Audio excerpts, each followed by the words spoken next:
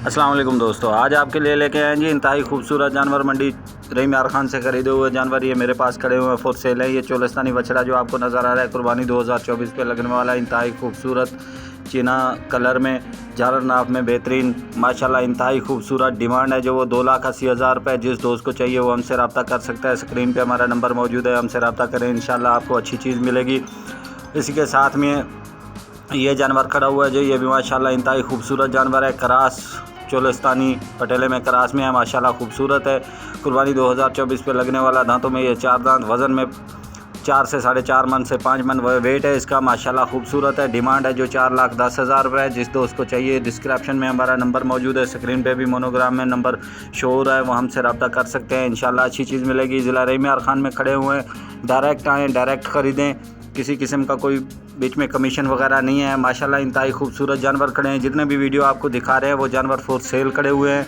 इस वीडियो में तमाम जानवर फॉर सेल है। ये 2 बच्चियाँ खड़ी हुई हैं माशाल्लाह इंतहाई खूबसूरत, कुर्बानी 2024 पे लगने वाली खूबसूरत बच्चियाँ। चोलिस्तानी ब्रीड में, क्रास में, पटेले कलर में, एक नुकरे क्रास में है, माशाल्लाह खूबसूरत है। बछड़ियाँ दोनों ही खूबसूरत है। वज़न में 5 मन 5.5 मन वेट है इनका।